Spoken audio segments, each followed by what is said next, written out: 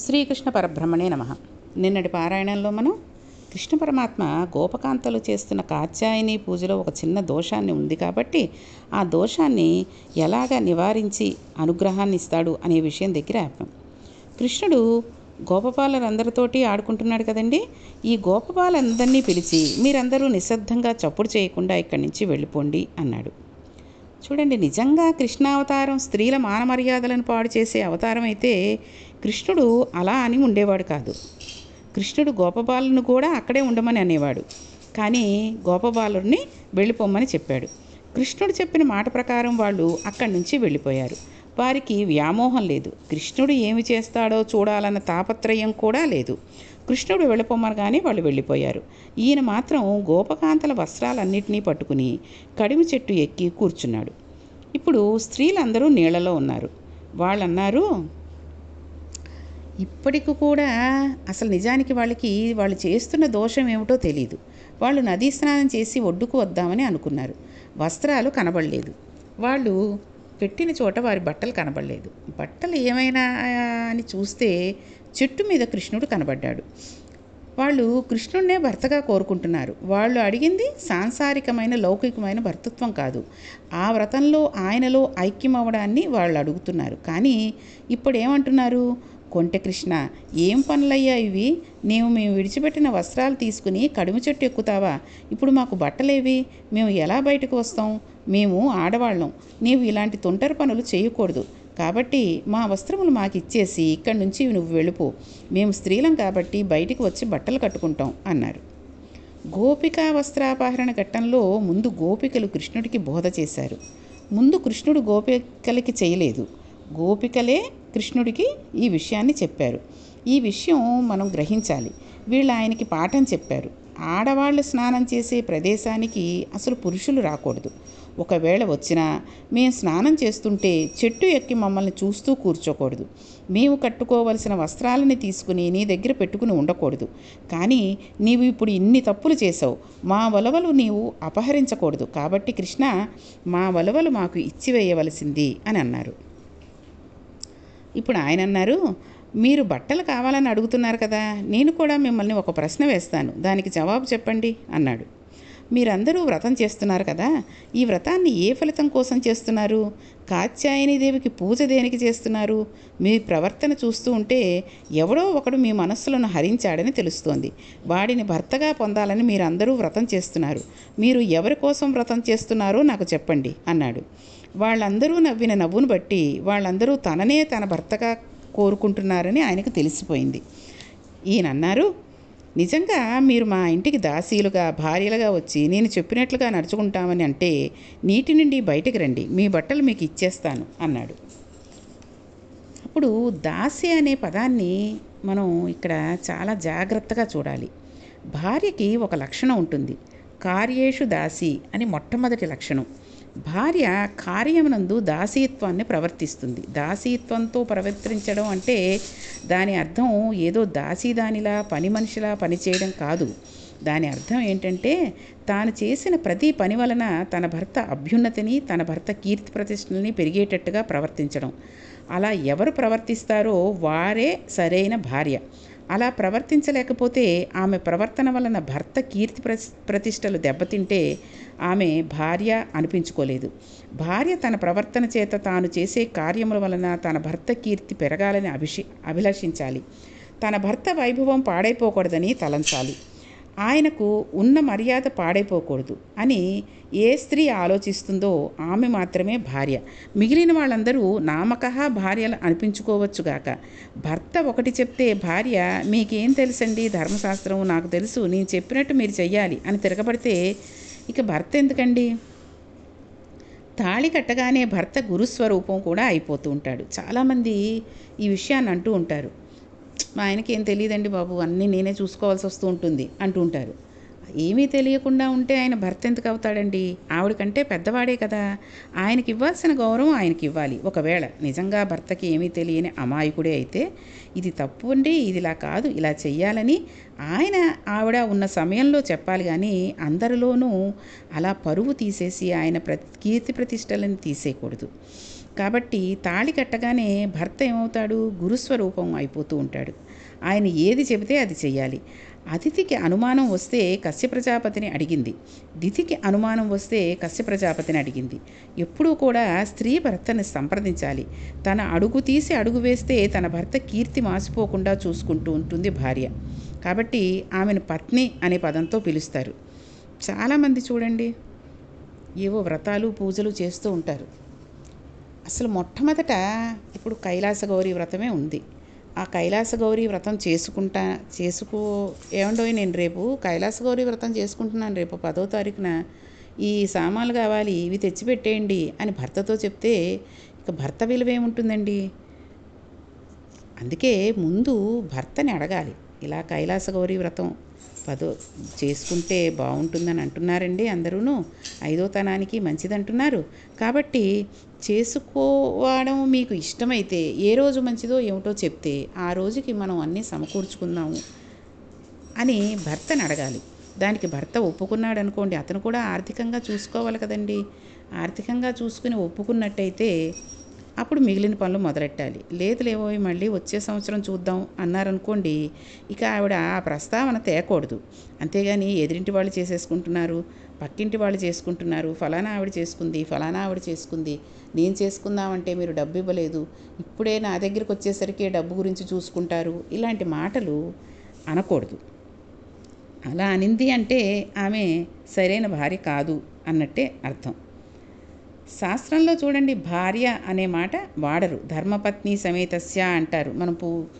మనం గుళ్ళలోకి వెడితే పూజారి కూడా చూడండి, గోత్రం పేరు అడిగిన తర్వాత ధర్మపత్ని అంటాడు. ధర్మపత్ని అంటేనే ఇలా అర్థం చేసుకుని భార్య ఎటువంటిది అంటే తాను చేసే ప్రతి పనితో తన భర్త ఔన్నత్యాన్ని నిలబెట్టేదే ధర్మపత్ని. కాబట్టి ఇది అడుగుతున్నారు కృష్ణ పరమాత్మ. మీరు ఇవాళ నన్ను భర్తగా పొందాలని పూజ చేస్తున్నారు. భార్య కావాలంటే మీరు చేసే ప్రతి పనిలోనూ భర్త అభ్యున్నతిని కోరుకుని ఆయనకు సహకరించాలి. మీరు ఆ పని చేస్తున్నారా లేదా అని ఒకసారి గుండెల మీద చేసుకుని ఆలోచించండి. మీరు అలా ప్రవర్తించడం లేదు. నేను చెప్పిన మాట వినాలని మీరు అనుకుంటే నేను ఒక మాట చెప్తాను, నేను చెప్పినట్టుగా మీరు ప్రవర్తించండి అన్నాడు. ఆయన ఆడపిల్లల వలువలు ఎత్తుకుపోవడం మదోద్రేకంతో చేసిన పని మాత్రం కాదు. ఆయన ఎంత గొప్పగా మాట్లాడారో చూడండి, ఎంత మర్యాదతో తీర్పు చెప్తున్నారో చూడండి. మనం ఇక్కడ పొరపాటుగా ఆలోచించి ఆయన వస్త్రాలు తీసుకెళ్ళిపోయారు, ఆయన కృష్ణుడు దేవుడేమిటి అనుకుని చాలామంది అంటూ ఉంటారు. అలాంటి వాళ్ళకి స్వామి చెప్తున్న తీర్పు ఇది. ఆయన అన్నారు గోపకాంతలతోటి, మీరు నన్ను చూసి సిగ్గుపడతారేంటి? చిన్నతనం నుండి మనం అందరం కలిసి పెరిగాం. శ్రీకృష్ణుడు బయట ఉన్నవాడు కాదు, ఈ కృష్ణుడు లోపల ఉన్నవాడు. అన్ని ప్రాణుల హృదయాంతరములోనూ ఉన్నవాడు శ్రీమన్నారాయణుడు. నేను మీ అందరి హృదయాలలో ఉన్నాను. నేను లేనినాడు అది శివము కాదు, శవము. నేను ఉన్నాను కాబట్టి మీరు మంగళప్రదులై ఉన్నారు, వ్రతమును చేయగలుగుతున్నారు. నేను ఉండబట్టి కదా శరీరం పెరుగుతోంది. శాస్త్రంలో భవతి అనే ఒక అందమైన మాట ఉంటుంది, అదే పరబ్రహ్మం. మనం ఏ పేరు పెట్టి పిలిచినా అది భవతి. అందుకే శివ అంటే దానిలో మంగళత్వం ఉంటుంది, విష్ణు అంటే వ్యాపకత్వం చెంది ఉండి మంగళత్వాన్ని ఇస్తే శివకేశవులు అవుతారు. లోపల ఈశ్వరుడు ఉన్నాడు కాబట్టి ఒకనాడు ఈ శరీరం పసపిల్లవాడిగా ఒక చిన్న చాప మీద పడుకుంది. తర్వాత ఈ శరీరం ఎన్నో మార్పులు పొందింది. ఇన్ని మార్పులను లోపల ఉండి చూస్తున్నవాడు పరమాత్మ. కాబట్టి పరమాత్మ శరీరం లోపల ఉన్నవాడు కాబట్టే శరీరం పెరిగి పలు మార్పులకు లోనవుతోంది. ఇలా మారుతున్న దానిని ఎప్పుడూ మారనిది లోపల ఉండి చూస్తూ ఉంటుంది. మారకుండా ఉండేది ఏది ఉంటుందో అదే పరబ్రహ్మం. నేను ఇక్కడ ఉండి మారుతున్న ఈ శరీరం చూస్తూనే ఉన్నాను. నేను ఈవేళ మిమ్మల్ని చూస్తున్నట్లుగా అలా సిగ్గుపడిపోతున్నట్టు నటిస్తారేంటి? ఇది భగవంతుడు ఎలా మాట్లాడుతున్నాడో చూడండి. ఈరోజే నన్ను చూస్తున్నట్టుగా సిగ్గుపడిపోతున్నారేంటి? అలా నటిస్తున్నారేంటి సిగ్గుపడిపోతున్నట్టు అన్నారు. నటించడం అంటే అది ఏంటి అన్నది ముందు చూద్దాం ఉండండి. అదొక అపచారం. నిజంగా ఇవాళ నేను మిమ్మల్ని చూడటం తటస్థిస్తే మీరందరూ ఎప్పుడో పృథ్వీలో కలిసిపోయి ఉండాలి. నేను ఎప్పుడూ మీలోనే ఉన్నాను, ఉండపట్టే మీరు ఇలా ఉండగలిగారు. భవతి, నేను మీ యందు ఉన్నాను. కృష్ణుడు ఎంత వేదాంతం మాట్లాడుతున్నాడో చూడండి. ఆయన ఏమి తప్పు మాటలు, అల్లరి మాటలు మాట్లాడట్లేదు. అందుకే భాగవతం చదువుకుంటూ ఉంటే మనకి జ్ఞానం కలుగుతూ ఉంటుంది. ఇవి మనం చెప్పిన మాట కాదు. పెద్దలందరూ అంటూ ఉంటారు, భాగవతం చదవండి, రామాయణం వినండి, భాగవతం చదవండి అంటూ ఉంటారు. ఎందుకండి? భాగవతం వింటే మనకి ఈ చెడుగా చేశాడు అనే ఒక తపన, ఆయన లీలలన్నిటినీ చదివితే చాలండి. చాలా అనేక మంది చరిత్రలు ఉన్నాయి. ఇవి ఒక్కసారి చదవడం కానీ వినడం కానీ చేసామనుకోండి, మనలో ఉన్న అజ్ఞానం అంతా పోయి జ్ఞానం కలుగుతుంది. మనం ఎటువంటి దుష్ప్రభావాలకి లోనవుదాం అనుకున్నా సరే, ఇది చదివినందువల్ల ఓహో ఫలానా టైంలో ఇది చదివాం, ఫలానా చోట ఇది రాసుంది, కాబట్టి మనం ఈ తప్పుడు పని చేయకూడదు అనే జ్ఞానాన్ని భగవంతుడు మనకి కలగజేస్తాడు. కృష్ణుడు గోపకాంతలతో ఇంకా అన్నారు, మీరు ఒక వ్రతం చేశారు, కానీ అందుకు ఫలితం వచ్చేయాలంటే రాదు. వ్రతం చేసినా పూజ చేసినా ఫలితాలు వెంటనే రావు. ఎందుకు రావు? మనం చేసిన వ్రతం చేత ఈశ్వరుడు ప్రీతి చెందితే ఫలితం వస్తుంది. ఈశ్వరుడు ప్రీతి చెందకపోతే ఫలితం రాదు. మనం కామ్యంతో ఒక వ్రతం చేస్తున్నప్పుడు ఆవలించితే ఫలితం పోతుంది. ఎప్పుడు ఆవలించారో అప్పటితో ఆ పూజ పూర్తి చేసినట్టుగా భావించబడుతుంది. ధర్మశాస్త్ర ప్రకారం నవరంధ్రాలలోంచి గాలి బయటకు వెడితే అక్కడితో పూజ పూర్తయిపోయినట్టే. పూజ మధ్యలో ఆవలిస్తే మళ్ళీ మనం స్నానం చేసి వచ్చి పూజ ప్రారంభం చేయాలి. అందుకనే చూడండి, మనం పూజ చేసేటప్పుడు తుమ్ములు, దగ్గులు, నిద్రమత్తు, ఆవలింతలు, ఏదో ఒకరికి ఎక్కడో అనీజీగా ఉండడం, అటు ఇటు కదులుతూ ఉండడం, అవే వస్తూ ఉంటాయి తప్పితే నిశ్చంతగా కూర్చుని స్థిమితంగా ఒక్క 5 నిమిషాలు కూడా మనం ఈ అష్టోత్తరాన్ని చదవడం కానీ చదవలేం, లేదా ఒక పూజ చేయలేం, ఒక ధ్యానం చేయలేం. ఇలా వచ్చింది అంటే అసలు శాస్త్రం ప్రకారం ధర్మంగా అయితే మళ్ళీ స్నానం చేసి వచ్చి కూర్చోవాలి. అందుకని మళ్ళీ స్నానం చేసి వచ్చి అవి ఈ రోజుల్లో ఆరోగ్యాలు, ఈ రోజుల్లోనే కాదు ఏ రోజుల్లో అయినా ఆరోగ్యాలకి సరిపోవు. అంతంతసేపు మళ్ళీ మళ్ళీ స్నానాలు చేసి ఆ బట్టలు విడిచి ఈ బట్టలు వేసుకుని అనేది జరగదు. కాబట్టి కుడి చెవి మీద కుడి చేయి వేసుకుని మళ్ళీ పూజ చేసుకోవాలి. అలా చేస్తే స్నాన ఫలితం కలుగుతుంది. ఈ విషయాన్ని మీకు ఇంతకుముందు చెప్పాను. ఎందుకంటే సముద్రాన్ని అంతటినీ తాగేసేసి ఆ సముద్రాన్ని కుడి చెవిలోంచి విదిలిపెట్టాడు కాబట్టి మహర్షి ఆ చెవి మీద కుడి చేయి వేసుకుంటే ఆ నీళ్ళు అందులోంచి వచ్చాయి కాబట్టి ఆ నీళ్లను ముట్టుకున్న ఫలితాన్ని మనకిస్తారు. కృష్ణ పరమాత్మ అన్నారు, మీరు నన్ను భర్తగా పొందాలనుకుంటున్నారు, కింద కాత్యాయనీదేవిని పెట్టి వ్రతం చేస్తున్నారు, కానీ ఒంటి మీద నూలుపోగు లేకుండా నీళ్లలోకి దిగి స్నానాలు చేస్తున్నారు. అలా దిగంబరంగా స్నానం చేయడం వలన వ్రతమునందు దోషం వచ్చింది. జలాధిదేవత అయిన వరుణుడి పట్ల అపచారం జరిగింది. దేవతలకి అపచారం జరిగితే అమ్మవారు మీకు కటాక్షం ఎలా ఇవ్వగలదు? వ్రతం చేసేవాళ్ళు వివస్త్రలై స్నానం చేయకూడదు. ఒంటి మీద బట్టతోటే స్నానం చేయాలి. మీరు అపచారం చేశారు. రేపు ఈ వ్రతం పూర్తయిన పిమ్మట కాత్యాయని వ్రతం చేశాము, కానీ ఫలితం రాలేదు అని అంటారు. అబద్ధం మీద కాత్యాయనీదేవిదా? మీరు కాత్యాయనీదేవి మీద నెపం పెట్టే ప్రయత్నం చేస్తారు. ఇప్పుడు కృష్ణ పరమాత్మ కాత్యాయనీదేవి తానై మాట్లాడుతున్నాడు. ఈశ్వరుడికి రూపం ఎక్కడ ఉంది? ఇప్పుడు ఆయన ఒక ఆజ్ఞ చేశారు. నిజంగా మీరు ప్రతిఫలాన్ని కోరుకుంటే, నన్ను భర్తగా కావాలని మీరు అనుకుంటే నేను ఒక మాట చెబుతాను, మీరు చెయ్యండి. 30 రోజుల నుండి మీరు వ్రతం చేయలేం లేదు. ప్రతిరోజు వ్రతభంగం చేస్తున్నారు. మీరు చేస్తున్న వ్రతభంగానికి మీకు శిక్ష వేయాలి. మీకు ఫలితం ఇవ్వకూడదు, కానీ నేను శిక్ష వేయాలని అనుకోవడం లేదు. మీరు చేస్తున్న వ్రతంలోని భక్తికి నేను లొంగాను. మీ పొరపాటును దిద్దాలని అనుకుంటున్నాను. అందుకని చెబుతున్నాను, చేసిన తప్పునకు ప్రాయశ్చిత్తం ఒకటి ఉంటుంది కదా.